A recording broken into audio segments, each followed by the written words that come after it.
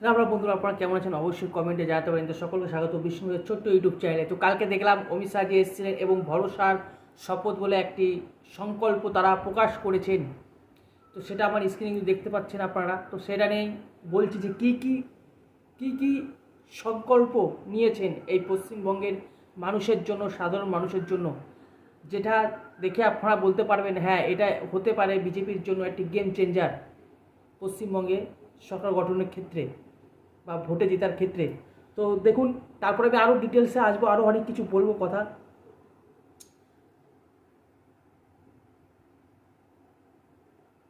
তো আপনারা দেখতে পাচ্ছেন ভরসার শপথ বিধানসভা 2026 বিজেপির 15টা প্রতিশ্রুতি আছে আপনারা দেখতে পাচ্ছেন। ভয় নয় ভরসা। তো কী ভরসা, কী প্রতিশ্রুতি দিচ্ছে সেটার দিকে একবার লক্ষ্য রাখুন, সেটা আমি দেখাচ্ছি আপনাদের। তো প্রথমে যে প্রতিশ্রুতি সেটা হচ্ছে, প্রতিশ্রুতি দেওয়া হয়েছে জাতীয় নিরাপত্তা সুনিশ্চিত করতে অনুপ্রবেশের বিরুদ্ধে কঠোর ব্যবস্থা নেওয়া হবে। আমি দেখুন, এটা কিন্তু আমি প্রথম থেকেই বলে আসছি যে পশ্চিমবঙ্গ এমন একটি রাজ্য হয়ে গেছে যেখানে যে রাজ্যের মাধ্যমে অনুপ্রবেশকারী বহিরাগতরা ভারতবর্ষের বিভিন্ন স্থানে ছড়িয়ে পড়ছে, বিভিন্ন স্থানে চলে যাচ্ছে। এটা কিন্তু আমি আজ থেকে বলছি না, যেদিন থেকে আমি ইউটিউব চ্যানেলটা তৈরি করেছি সেদিন থেকে কিন্তু বলে যাচ্ছি যে আমাদের রাজ্য বা পশ্চিমবঙ্গ রাজ্য এমন একটি স্থানে দাঁড়িয়ে আছে যেখান থেকে অনুপ্রবেশকারীরা টুকটুক করে সুন্দরভাবে আমাদের রাজ্যে ঢুকছে, তারপরে আমাদের গোটা দেশে ছড়িয়ে পড়ছে। এটা কিন্তু ডেঞ্জার ব্যাপার, যেটা একমাত্র একজনই ঠিক করতে পারে, সেটা হচ্ছে বিজেপি সরকার। এই তৃণমূল সরকার কিন্তু পারবে না, তৃণমূল সরকার পারবেই না ঠিক করতে এই অনুপ্রবেশকারী। তারা তো চায় অনুপ্রবেশ যাতে অনুপ্রবেশ আসুক, আর এই দেশের যারা মানুষ তারা বিদায় হোক। কারণ অনুপ্রবেশ হলে তারা ভোটে জিতবে, আমাদের কাজ তারা খাবে, তারা ভোটে তাদের ফায়দা, তারা ভোটে জিতবে কার্যত। তো এই জিনিসটা যারা ভাবছেন যে অনুপ্রবেশকারীদের রুখতে হবে, দেশকে বাঁচাতে হবে, তাহলে বিজেপি সরকার আপনারা বুঝতেই পারছেন। তারপরে দেখুন, গত 15 বছরে তৃণমূল সরকারের দুর্নীতি এবং আইন শৃঙ্খলার অবক্ষয়ের খতিয়ান তুলে ধরতে একটি বিশেষ শ্বেতপত্র প্রকাশ করা হবে।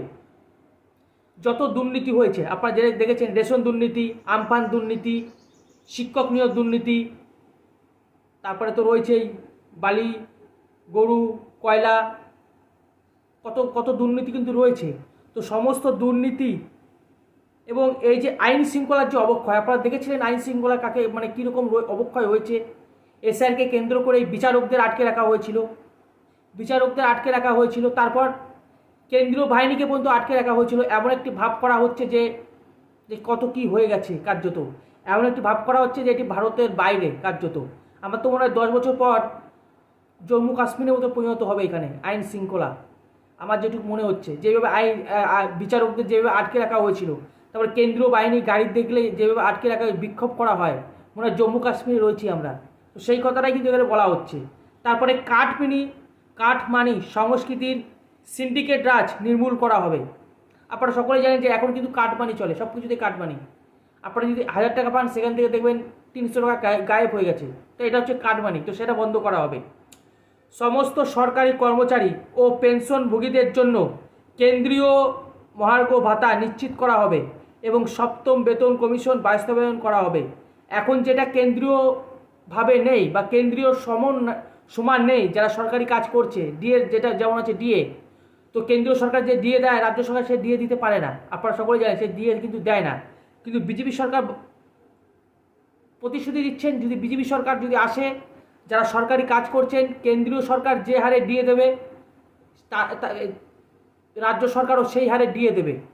এবং যারা একদম কেন্দ্র সরকারের নীতি মেনেই কিন্তু ডিএ মানে পয়সা দেওয়া হবে বা ভাতা দেওয়া হবে।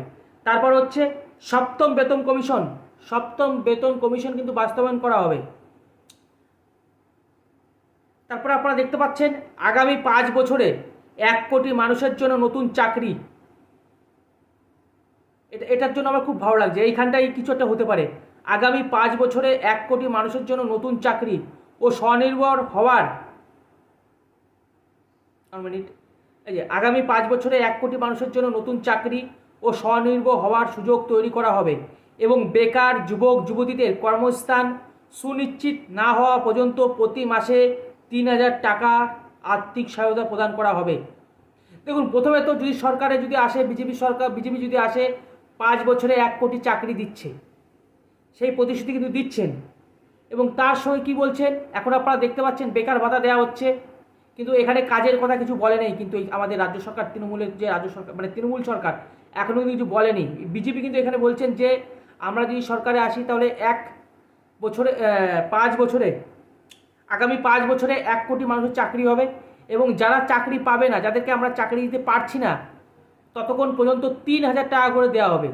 3,000 টাকা করে দেওয়া হবে, যেটা এখন 1500 টাকা দিচ্ছে তৃণমূল কংগ্রেস, সেটা বিজেপি এলে কিন্তু 3,000 টাকা দেওয়া হবে।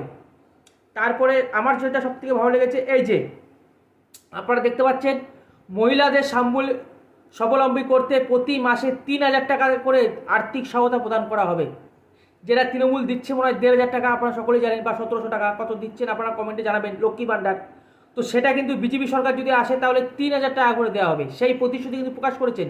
আর এইখানটায় আমি বলবো গেম চেঞ্জার হতে পারে পশ্চিমবঙ্গের মহিলাদের জন্য, যদি এটা দেখে থাকেন। কারণ এটা কিন্তু শুভেন্দু অধিকারী বলেননি, শুভেন্দু অধিকারী কিন্তু প্রথম থেকে বলছিল যে বিজেপি যদি আসে তাহলে 3,000 টাকা করে দেওয়া হবে। তো কালকে দেখলাম অমিত শাহজি এলেন এবং তিনিও কিন্তু এই কথাই বললেন, এবং যে প্রতিজ্ঞা পুস্তক, সেই প্রতিজ্ঞা পুস্তকে আপনারা দেখতে পাচ্ছেন জল করে কিন্তু লেখা রয়েছে বিজেপির যে প্রতিজ্ঞা সাধারণ মানুষ, পশ্চিমবঙ্গের সাধারণ মানুষের জন্য, যে মহিলাদের স্বাবলম্বী করতে প্রতি মাসে 3,000 টাকা করে দেওয়া হবে। ধান, আলু ও চাষে বিশেষ সরকারি সাহায্য এবং কৃষকদের জন্য ফসলের ন্যায্য মূল্য সুনিশ্চিত করা হবে। আর কি চাই, আর কি চাই বলুন? আরও অনেক কিছু আছে যেটা আমি আপনাদের দেখানোর চেষ্টা করব। রাজ্যের প্রতিটি মৎস্যজীবীকে প্রধানমন্ত্রী মৎস্য সম্পদ যোজনার অধীনে নথিভুক্ত করা হবে। অর্থনীতিকে চাঙ্গা করতে পশ্চিমবঙ্গকে একটি শীর্ষস্থানীয় শিল্প কেন্দ্র এবং দেশের অন্যতম প্রধান মাছ রপ্তানিকারক রাজ্যে উন্নতি করা হবে। মাননীয় মুখ্যমন্ত্রী কালকেই ভাষণ দিচ্ছিলেন, কি বাঙালি মাছ ভাত খাবেন নাকি? বিজেপি আসলে মাছ ভাত দেবে না। আর বিজেপির যে প্রতিশ্রুতি পশ্চিমবঙ্গের জনসাধারণের জন্য, সেটা একবার দেখে নিন আপনারা, জল করছে যে বঙ্গকে অন্যতম মাছের রপ্তানিকারক রাজ্য পরিণত করবে বিজেপি সরকার। আর আমি খালি পশ্চিমবঙ্গের কথা বলছি না, আমি মহারাষ্ট্রের ভিডিও দেখিয়েছিলাম যে মাননীয় মুখ্যমন্ত্রী তৃণমূলের লোকেরা কীভাবে মিথ্যে কথা বলে যে বিজেপি সরকার নাকি মাছ খেতে দেয় না। আমি মহারাষ্ট্রের ভিডিও আপনাদের তুলে ধরেছিলাম, সেখানে মাছ কেন, শুয়োরের মাংস পর্যন্ত বিক্রি হয় বাজারে, শুয়োরের মাংস পর্যন্ত। তো সেটা হচ্ছে কী বলবো, আমার কিছু বলার নেই, আপনারাই বলবেন। বিহারে কিন্তু আগে মাছ উৎপাদন হতো না, এখন গুগলে সার্চ করে দেখতে পারেন বিহারেও এখন মাছ উৎপন্ন হয়, মাছ উৎপাদন করা হয় বিহারেও। বিহারে কার সরকার আছে? বিজেপি সরকার। আসাম দেখতে পারেন, সেখানে মাছ খায় কি খায় না। তারপরে হচ্ছে উড়িষ্যা, বাড়ির পাশে তো উড়িষ্যা, একবার দেখে নিন না, গুগলে সার্চ করে দেখে নিন। তারপরে হচ্ছে ত্রিপুরা, সব জায়গায় কিন্তু মাছ চলে। কিন্তু আমি দেখতে পাচ্ছি যে মাননীয় মুখ্যমন্ত্রী যেখানেই বক্তব্য রাখতে যাচ্ছেন, সেই আমি দেখাবো, আমি যখন বলেছি আমি দেখাবো তিনি কি বলেছেন এবং আরও কি হয়েছে আপনারাই বুঝতে পারবেন। তিনি যেখানে যাচ্ছেন সেখানেই বলছেন, কি বাঙালি মাছ ভাত খেতে পারবেন তো, চান তো? এই বিজেপি এলে কিন্তু মাছ ভাত খেতে পারবেন না, মানে পশ্চিমবঙ্গের মানুষ এতটাই মূর্খ। তো আমি সেই বিষয়ে আসছি, আমি দেখাবো ভিডিও। অভিন্ন দেওয়ানি বিধি বাস্তবায়নের জন্য আইন প্রণয়ন করা হবে এবং গবাদি পশু পাচার রোধে কঠোর ব্যবস্থা নেওয়া হবে, যেটা তৃণমূল সরকার কোনোদিন করে নাই। আপনারা জানেন পশু কেলেঙ্কারি, গরু কেলেঙ্কারি শুনেছেন তো, কার নাম মানে কার নাম জড়িয়েছিল আপনারা সকলেই জানেন। তো সেই ব্যবস্থা কিন্তু হবে যাতে পশু কেলেঙ্কারি আর না হয়।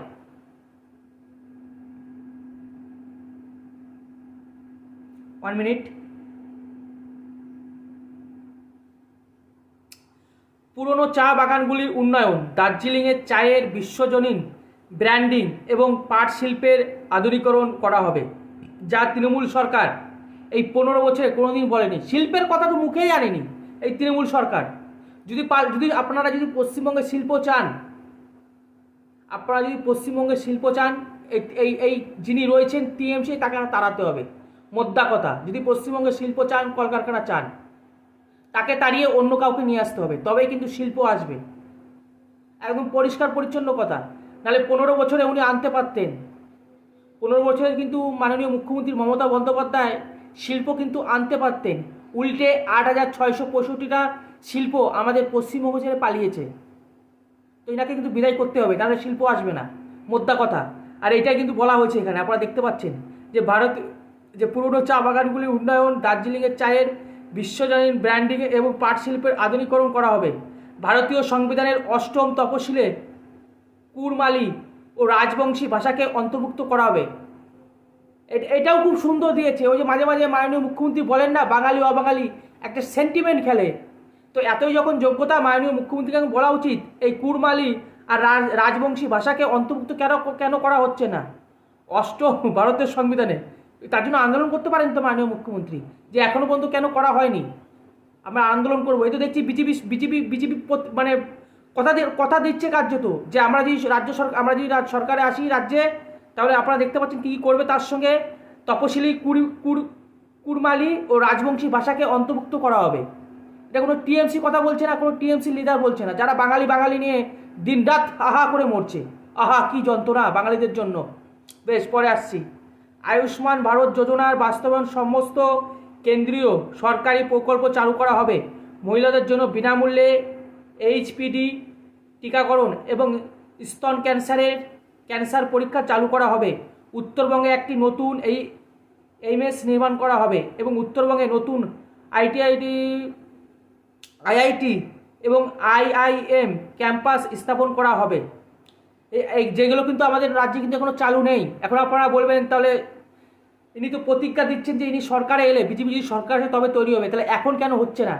তো আমাদের বুঝতে হবে যে আমাদের রাজ্যের যিনি এখন হত্যাকর্তা বিধাতা, তিনি এখন করতে দিতে চাইছেন না, কারণ তার কাছে কিছু পাওয়ার আছে।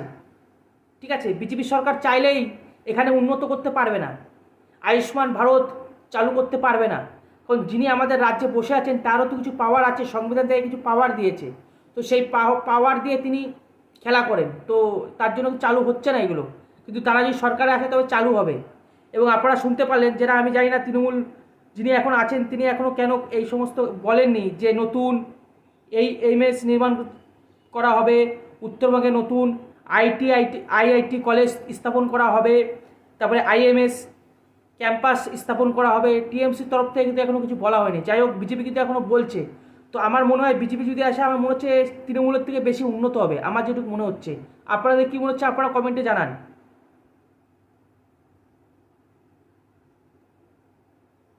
একটি বিশেষ বন্দে মাতরম সংগ্রহশালা তৈরি করা হবে, যা তৃণমূল এখনও বলেনি। তৃণমূল বলবে, দেখবেন ওরা বাঙালি, আমরা বাঙালি, ওরা অবাঙালি, ওরা কি আপনাদের দরদ বুঝবে? তো তৃণমূল বলছে না যে আমি বন্দে মাতরম একটি সংগ্রহশালা তৈরি করব। বন্দে মাতরম নিয়ে এত কিছু করেন। আপনারা দেখেছিলেন যে মাননীয় প্রধানমন্ত্রী নরেন্দ্র মোদী যখন বলেছিলেন বঙ্কিমদা, তখন মাননীয় মুখ্যমন্ত্রী রেডে করে উঠেছিলেন। আপনারা সেই ভিডিও দেখেছিলেন কার্যত। তারপর কিন্তু তিনি ঠিক করে নিয়েছিলেন। তো আমি ব্যাখ্যা দিয়েছিলাম যে কেন এরকমটি হয়েছিল কার্যত। আমি কিন্তু ব্যাখ্যা দিয়েছিলাম যে আমরা যেভাবে বাঙালিদের নাম উচ্চারণ করতে পারি, হিন্দি ভাষায় সেভাবে কিন্তু পারে না।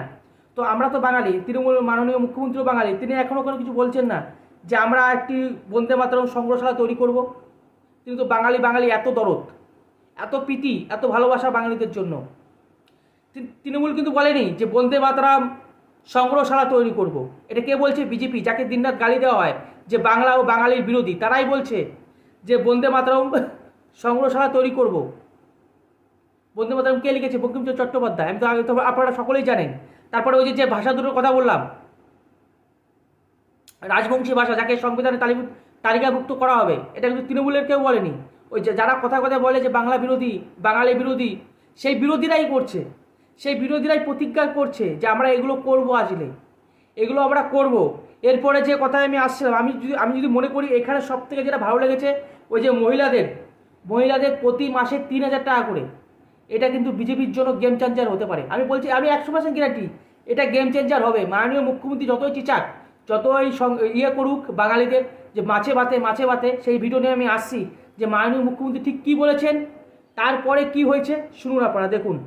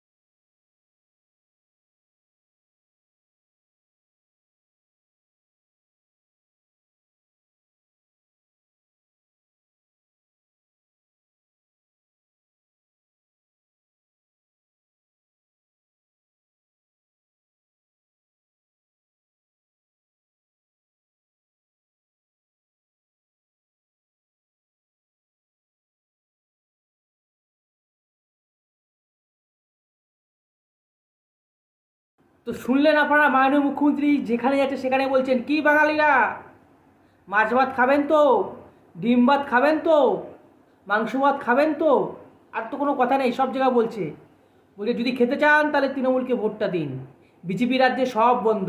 বলছি হ্যালো বাঙালিরা, আপনারা কি ঢপের চপ খাবেন? সে ঢপের চপ খেতে গেলে মাননীয় মুখ্যমন্ত্রীর কথা শুনুন। তারপরে আপনারা শুনলেন অমিত শাহকে যখন প্রশ্ন করা হলো, একজন সাংবাদিক জিজ্ঞেস করলেন যে মাননীয় মুখ্যমন্ত্রী তো বলছেন যে আপনারা নাকি সরকারে এলে ডিম মাছ বন্ধ করে দেবেন, মাংস বন্ধ করে দেবেন। তখন কি বললেন অমিত শাহজি, যে আপনি কি বিশ্বাস করেন? বললেন না। তাহলে জিজ্ঞেস করছেন কেন? যে সাংবাদিক তিনিও জানেন যে মিথ্যে কথা বলছে মাননীয় মুখ্যমন্ত্রী। মাননীয় মুখ্যমন্ত্রী মিথ্যাটা বলছে। আরে ভাই, ৪৫ লক্ষ পরিযায়ী শ্রমিক পশ্চিমবঙ্গের বাইরে কাজ করে, তাদের কাছে তো একবার জিজ্ঞেস করা উচিত ছিল মাননীয় মুখ্যমন্ত্রী মমতা বন্দ্যোপাধ্যায়ের।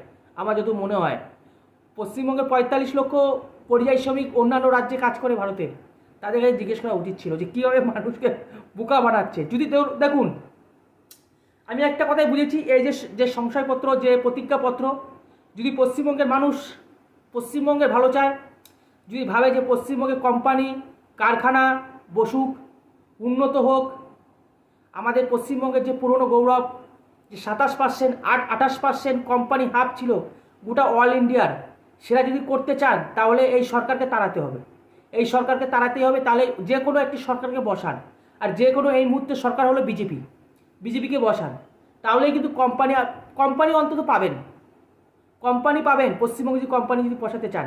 কারণ মাননীয় মুখ্যমন্ত্রী ১৫ বছরে একটিও কোম্পানি কিন্তু বসাতে পারেনি,